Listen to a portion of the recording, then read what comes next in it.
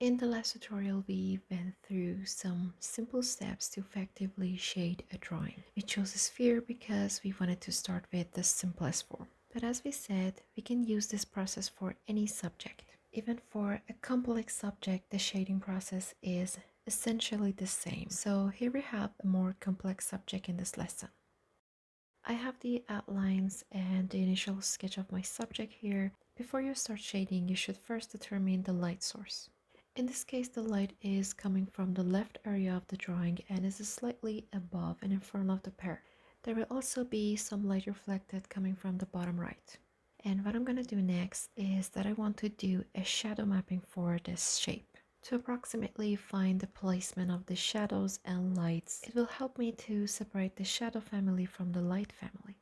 So I'll take my HB pencil. These areas on the subject belong to the shadow family.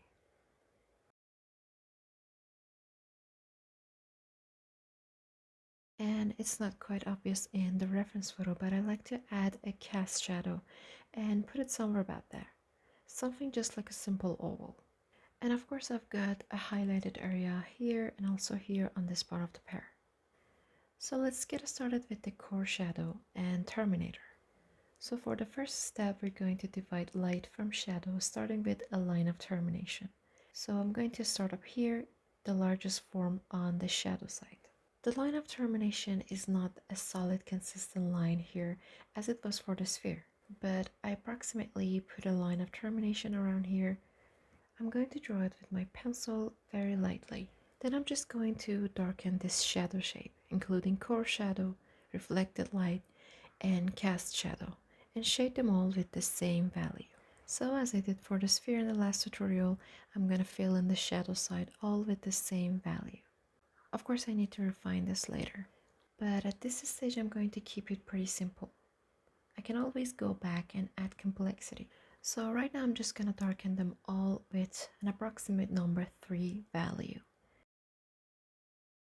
I'm not going to include every tiny undulation and detail on this first pass, because there are some bumps and grooves here that indicate the different planes, and we need to separate each plane with shading.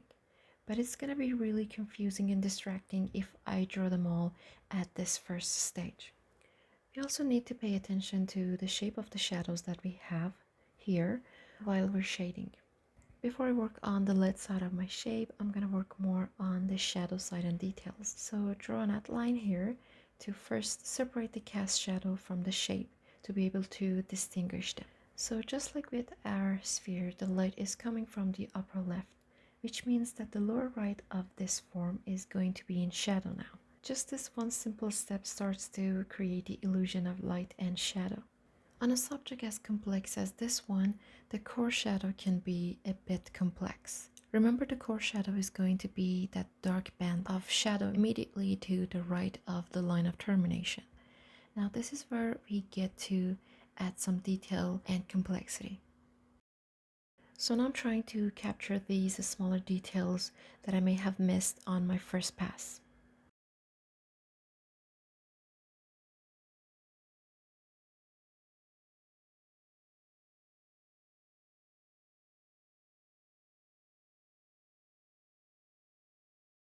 So let's put these darker planes inside the shadow shape by using a number 4 value. We can make it darker layer by layer. Each one of these smaller shadows can be considered as a core shadow within this shadow shape. I'm using a 6B graphite pencil now, and you can see when we start to work with a core shadow, the illusion of three-dimensionality starts to come out even more. And of course, as we darken the core shadow, it leaves the reflected light at that number 3 value. So you can already see this difference between the core shadow and the reflected light. I am not attempting to capture every detail or plane changes or every tiny shift in value at this point. This is just the base layer, and I can go on and add more complexity as needed. Then it's time for cast shadow. Now in a reference photo like this, we don't see the ground plane, but I drew the cast shadow from imagination. We're going to again darken this with the tip of the pencil and going all the way to black. So I'm going to darken this edge here.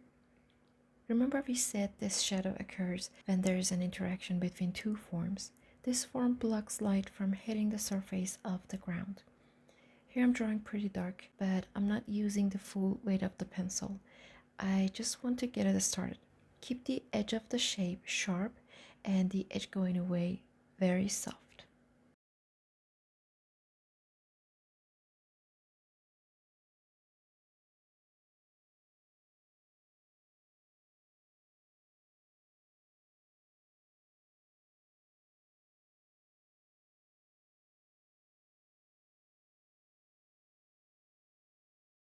And then next I'm gonna take my HB pencil again and work on the halftones on the lid side of the shape. This area will transition into darker shading as it curves towards the right and bottom side of the pear. I have darker values on the shadow side, so I'm just gonna push my values up to the lighter values.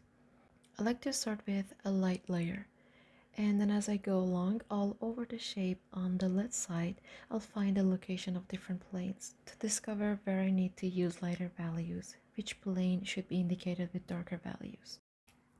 Next step, center light and highlights. So again, we have our light coming from the upper left, meaning that the upper left areas of the shape are going to be the brightest and the lower right parts are going to be the darkest. So locate your center light and add gradation to this lid side of the shape. The gradation should be darker near the core shadow and lighter near the center light. Planes facing the light source are going to be the brightest, and as they move away from the light source, they're going to get dimmer. So that gives us that bright area of the form that is closest to the light source. And facing the light source, and as the shape starts to turn away from the light, we get that midtone. So at this stage, you can really start to see the illusion of light and shadow coming out in areas like this.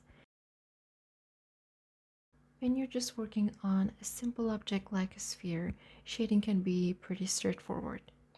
But with a subject like this, there's so much more visual information that you need to have a strategic process that makes sense to you. So you don't forget where you are, so you always know what to shade next.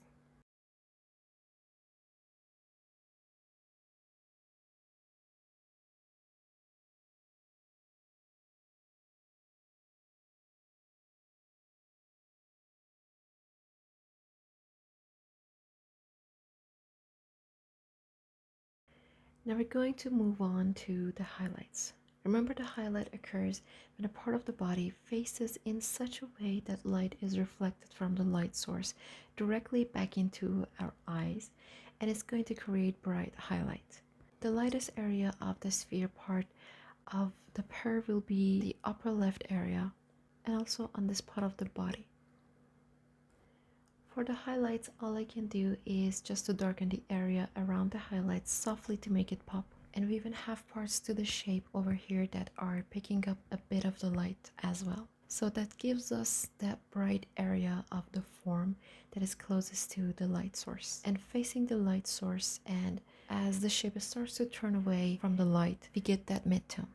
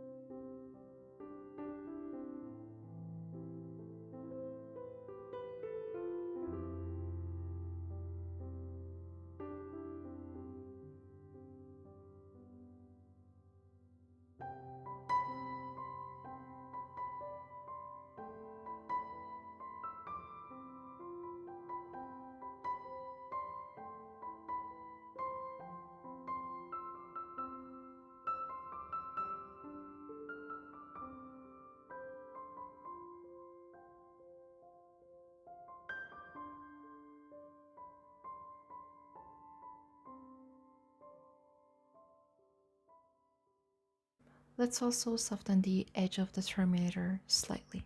Final step is refinement, and that is where we will bring out all of the subtlety in details. At this stage, we'll add every detail we see on the subject, spots, patterns, and textures to bring it more to life. I'm going to soften the edges between the core shadow and reflected light because we don't want that to be as firm as the core shadow edge at the line of termination.